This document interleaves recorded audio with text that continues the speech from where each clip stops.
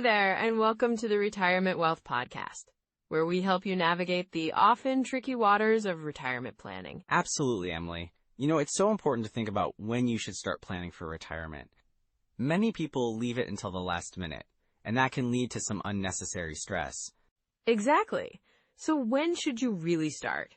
Well, we're going to dive into that, along with some key strategies for making the most of your retirement savings. We'll also touch on how to assess your financial goals and what steps you can take to ensure you're on the right path. And let's not forget about the importance of understanding your lifestyle choices.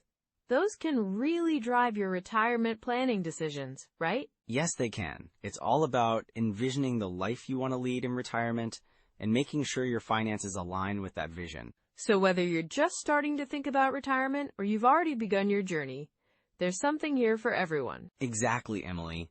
And remember, it's never too early or too late to start planning. All right, let's get into it. When should you start planning for retirement? What do you think, David? Emily, when we think about retirement planning, it's so crucial to recognize why it matters right now. The landscape has changed a lot in recent years, and a lot of folks are feeling the pressure to make decisions sooner rather than later. Absolutely, David. Just look at the current economic trends. With inflation being a hot topic, people are really concerned about how their savings will hold up. Right, and that's so valid. I recently spoke with a couple, let's call them John and Mary. They're in their early 60s and thought they had a solid plan in place for retirement. But when inflation skyrocketed, they realized their fixed income wouldn't stretch as far as they thought. That's a tough realization. I can imagine the stress. So what did they do? Well, they had to reassess their retirement timeline. They initially planned to retire in 2 years, but with rising costs, they're now considering working a bit longer, maybe picking up part-time work or even adjusting their spending habits. That makes sense. It's kind of a wake-up call for many, isn't it? And then there's the market volatility. With the ups and downs we've seen lately, it can be really unsettling for those nearing retirement. Exactly. I had another client, let's call her Lisa, who was heavily invested in stocks. When the market dipped significantly, she panicked and wanted to pull everything out. I had to remind her that, retirement is a long game. Right, and it's about having a balanced approach. Yes, and speaking of balance, tax efficiency is something that shouldn't be overlooked either. With potential tax law changes on the horizon, planning ahead could save retirees a lot of money. For sure. Many people don't realize how much taxes can eat into their retirement income. Absolutely. I had a client who, after running some numbers, realized that he could save thousands just by shifting some of his assets around.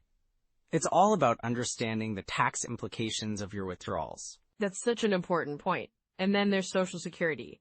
Changes to benefits and the age at which people can collect are constantly being discussed. Yes, and, with the Social Security Trust Fund projected to deplete in the next decade, it raises questions about how much people can count on those benefits.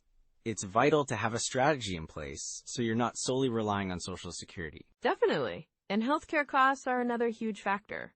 They seem to rise every year, and planning for those expenses can feel daunting. Exactly. I had a couple who underestimated their healthcare costs by a significant margin. They were shocked to find out that out-of-pocket expenses for Medicare and supplemental plans could take a big bite out of their budget. Wow, that's eye-opening. The last thing anyone wants is to be caught off guard by medical expenses in their golden years. Right. And then there's the emotional side of financial security in retirement. When you're not worried about money, you can truly enjoy your retirement lifestyle. Oh, absolutely. It's all about peace of mind, isn't it? Yes, and I think that's something many people overlook. A solid financial plan can help reduce anxiety and allow retirees to focus on what really matters. Family, hobbies, travel, all those things they've dreamed about. And legacy planning is another piece of the puzzle. It's not just about living well in retirement, but also leaving something behind for loved ones.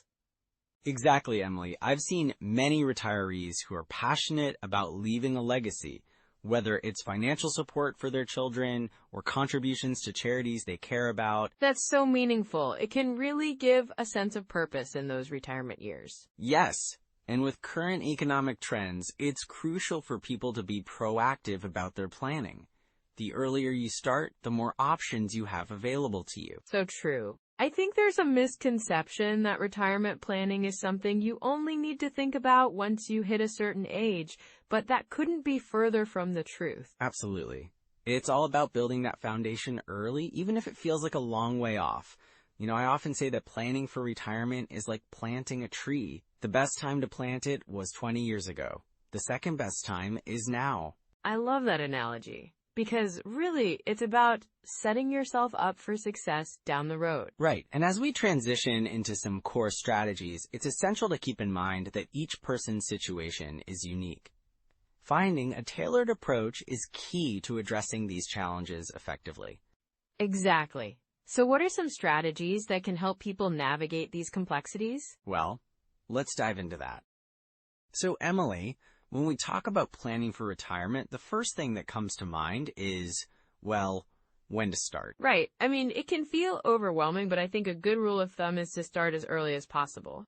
Even if it's just a small amount, getting that ball rolling can make a huge difference, right? Absolutely. Compounding interest is your friend.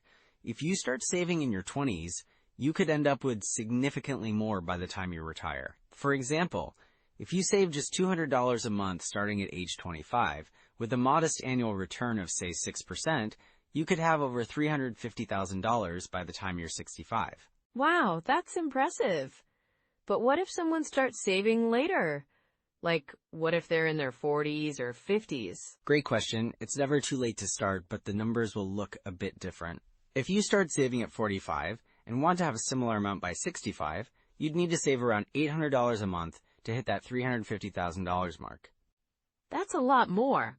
So I guess the takeaway is, early planning really pays off. Exactly. And another key element in retirement planning is diversification. You don't want all your eggs in one basket, right? A mix of stocks and bonds is generally recommended, maybe something like a 70-30th portfolio, depending on your risk tolerance. Right, so more stocks for growth if you're younger, and gradually shifting towards more bonds as you get closer to retirement. You've got it. Stocks can be volatile, but they generally offer better long-term growth. Bonds, on the other hand, provide stability, especially as you approach retirement. And then there are tax-advantaged accounts like 401ks and IRAs. How do those fit into the picture? Tax-advantaged accounts are crucial. For example, with a 401k, you can contribute up to $20,500 a year as of 2023. And if you're over 50, there's a catch-up contribution of an additional $6,500. That's a nice way to boost your retirement savings if you're a little behind. Yeah, and I think some employers even match contributions, right? It's like free money. Exactly. You should definitely take full advantage of any employer match. It's essentially a guaranteed return on your investment.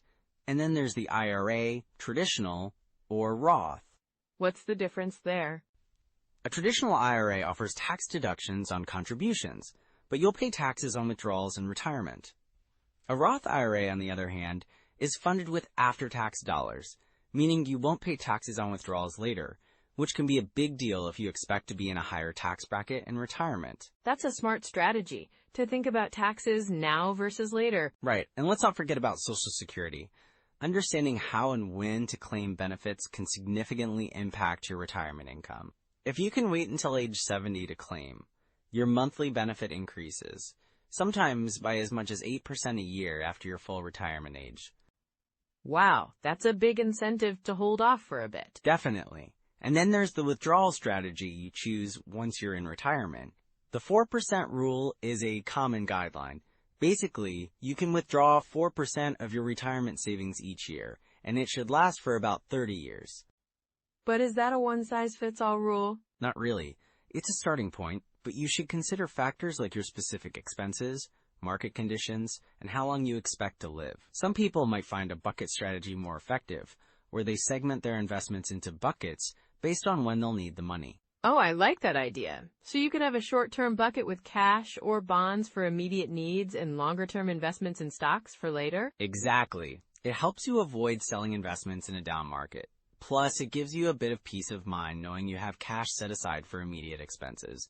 And what about real estate? Does that play a role in retirement planning? It can be a significant part of your strategy. Whether it's your primary home or rental properties, real estate can provide income and diversification. Just remember to factor in maintenance costs and property taxes. It seems like there are so many ways to build a solid retirement plan. There are, but it's also important to consider tax-saving techniques. For instance, some retirees may find it beneficial to strategically withdraw from their accounts to minimize their tax burden. So you're saying if you can, it might be smarter to withdraw from taxable accounts first, then tax-deferred, and finally tax-free accounts? Exactly. That way, you can control your taxable income and possibly stay in a lower tax bracket. This is a lot to think about, but it sounds like a solid foundation for planning. For sure. And remember, the more you know about your options, the better equipped you'll be to make informed decisions. That's so true. But I imagine there can be some common pitfalls people might fall into when planning for retirement, right? Oh, absolutely. It's essential to avoid those mistakes, which we can dive into next. You know, Emily, when we talk about retirement planning, it's really easy to overlook some of the common pitfalls that can trip people up along the way. Absolutely, David. I think one of the biggest ones is the sequence of returns risk. A lot of folks don't realize how the order in which their investment returns happen can really affect their retirement savings. Right, exactly. So, let's say someone retires and they face a market downturn right away. If they start pulling money from their investments during that time, it could have a lasting impact on their portfolio. I can see how that would be concerning. Can you share an example of someone who faced this issue? Sure. I once worked with a couple, let's call them John and Lisa, who retired right before the 2008 financial crisis. They had a solid plan, but their investments took a huge hit just as they started withdrawals. Oh no! So what happened to them? Well, they ended up having to adjust their lifestyle significantly because their portfolio was hit hard right out of the gate. They had to delay some of their travel plans and cut back on dining out, which really affected their overall enjoyment of retirement. That sounds frustrating. It's such a shame when people work so hard, only to have those early years impacted like that. Exactly. And that's why it's crucial to have a strategy that considers market volatility. Diversifying assets and having a cash reserve for the early years can help mitigate that risk. And then there's the issue of taxes when it comes to withdrawals. Yes, many retirees don't fully account for taxes in their withdrawal strategies. They might think they can just take out a certain amount, but they forget that those withdrawals might push them into a higher tax bracket. Right, and that can really eat into their retirement savings. Do you have an example there too? I do. There was a client, let's call her Sarah, who was taking withdrawals from her traditional IRA and not factoring in the tax implications. She ended up with a hefty tax bill one year, which she hadn't anticipated at all. Wow. That must have been a shock for her. It really was. She had to scramble to come up with the funds to cover the taxes, and it put a strain on her cash flow. If she had consulted with a tax advisor earlier on, they could have structured her withdrawals more efficiently. That's such a good point. Planning for taxes is essential. What about healthcare costs? I hear that's often underestimated. Oh, without a doubt. Many people don't realize how much healthcare can cost in retirement, especially as they age. For example, I had a couple, let's say Tom and Judy, who thought they had enough set aside for healthcare. But they didn't? Nope. They were shocked when they started facing some unexpected medical expenses. Their savings dwindled much faster than they anticipated because they hadn't planned for things like long-term care or even just increased medical premiums. That can be such a wake-up call. It's really important to factor in those potential costs, isn't it? Yes, it is. And while we can't predict exactly what health issues may arise, having a buffer for healthcare expenses is crucial. It's a good idea to look into health savings accounts or other insurance options well before retirement. Speaking of planning ahead, what about asset allocation? I imagine that's another area where people can make mistakes. Absolutely. A common pitfall is having too much in stocks when they approach retirement. I had a client, let's call him Mike, who is still heavily invested in growth stocks in his late 60s. And that's risky, right? Exactly. When the market took a downturn, he lost a significant portion of his savings. He hadn't adjusted his portfolio to be more conservative, which is often advisable as you get closer to retirement. So what's the takeaway there? The key is to regularly reassess your asset allocation and adjust based on your time horizon and risk tolerance. As you age, shifting to a more balanced approach can help protect against those market swings. And then there's Social Security, which I know people often claim too early. Yes, Claiming Social Security benefits too early can lead to a permanent reduction in those benefits. I had another client, let's call her Ellen, who claimed at 62, thinking she was maximizing her benefits. But it turned out that wasn't the best choice? Exactly. If she had waited even just a few years, her monthly benefit would have been significantly higher. It was hard for her to see that long-term benefit over the short-term need. That's a tough lesson to learn. How can people spot these red flags early on? Great question. I think the first step is to have regular check-ins with a financial advisor or retirement planner. They can help identify these potential pitfalls early. Also, staying educated about market trends and healthcare costs can empower individuals to make informed decisions. That makes a lot of sense. It's about being proactive rather than reactive, right? Exactly. And even if someone has already made a mistake, it's never too late to adjust their plan. There are always strategies to recover, whether that's rebalancing a portfolio, adjusting withdrawal strategies, or even delaying Social Security. So it just sounds like the key is to keep learning and adapting through the retirement process. Yes, retirement planning is an ongoing process. The more informed you are, the better choices you can make. And there's always room to improve your situation. Well, that's very encouraging to hear. It really shows that with the right strategies in place, people can navigate these challenges successfully. Absolutely, Emily. That's what we want to emphasize. There's no one-size-fits-all approach, but awareness and preparation can make all the difference. So if someone realizes they've fallen into one of these pitfalls, what would be their next steps? First, take a deep breath and know that it's okay. Then, reevaluate your plan with a trusted financial advisor. Look at your current situation and identify areas for improvement. It's all about creating a plan that aligns with your goals and adjusts for any changes along the way. That's really solid advice, David. It's about taking control of your retirement, isn't it? Exactly. Knowledge is power, and by staying proactive, people can truly enjoy their retirement years without the worry of financial pitfalls. All right, Emily, so now that we've talked about when to start planning for retirement, let's dig into some immediate steps our listeners can take today. Yes! I think that's super important. So what's the first thing someone should do if they're feeling a bit lost? Well, I'd say the first step is to assess where you currently stand. A good way to do that is by reviewing your current financial situation. You can start by checking out some retirement calculators from major financial institutions like Vanguard, Fidelity, or Schwab. They offer really user-friendly tools that can give you a clearer picture of your retirement savings and needs. Those calculators can be so helpful. I remember using one myself, and it really opened my eyes to where I needed to focus my efforts. Exactly. And for those who might be unsure about how much they should be saving, these tools can provide projections based on your current savings, expected retirement age, and lifestyle goals. Don't forget to also consider Social Security. SSA.gov has a ton of resources, including calculators that can help estimate your benefits based on your work history. That's such a great point. And speaking of resources, are there any specific books or podcasts you'd recommend for someone starting their retirement planning journey? Absolutely. A couple of great books to check out are The Simple Path to Wealth by J.L. Collins, which really breaks down investing and retirement planning in a straightforward way. And Retire Inspired by Chris Hogan offers some solid insights on how to think about your retirement goals. Those sound fantastic. I'm sure listeners will find them really valuable. Any podcasts you like? Oh, definitely. The Retirement Answer Man with Roger Whitney is a good one. He dives into practical advice and encourages listeners to think critically about their retirement plans. And Bigger Pockets Money is great for anyone wanting to explore financial independence and retirement strategies. I love that. I think it's so important to keep learning and getting different perspectives.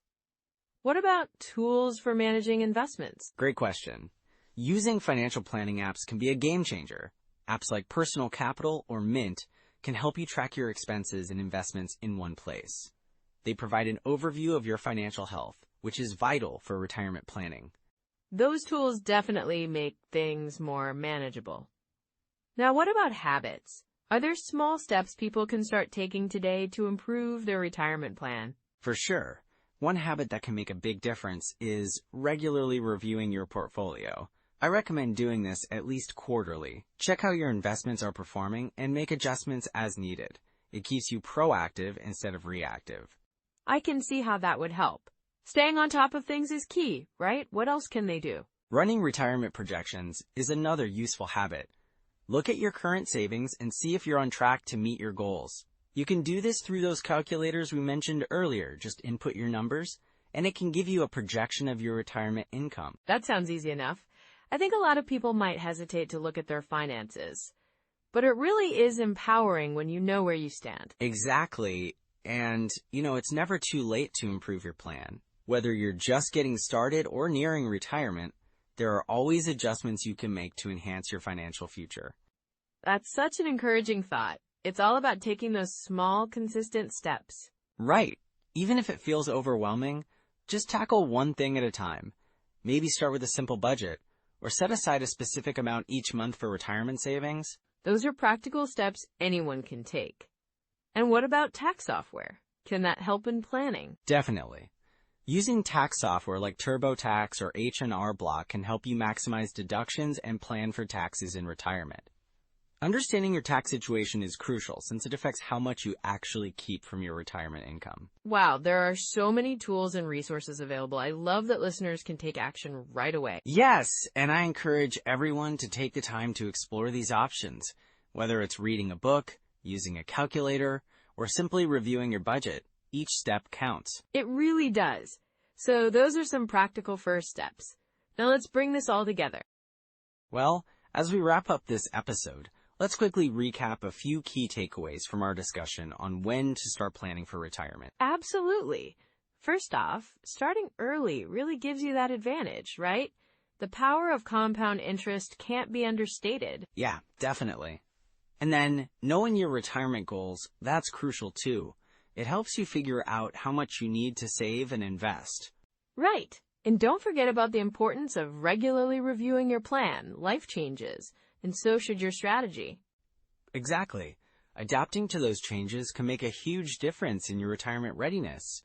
And of course, consulting a financial advisor can provide valuable insights. For sure. It's all about building and protecting your wealth for the future. You want to enjoy your retirement without financial stress. Well said, Emily.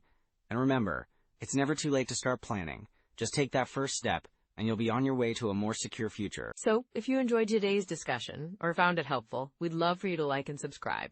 Your support means a lot to us. And don't be shy. Drop a comment with your biggest takeaway or any questions you might have. We're here to help. Oh, and if you know someone who's planning for retirement or is already there, share this episode with them. You never know who might benefit. Next time, we're diving into a really exciting topic: how to build multiple income streams for retirement. It's going to be informative and, I think, eye-opening. Yes, we can't wait to share that with you. It's such a practical way to enhance your financial security. Until then, take care, everyone. Keep planning and stay positive about your retirement journey. Goodbye for now. We'll catch you in the next episode.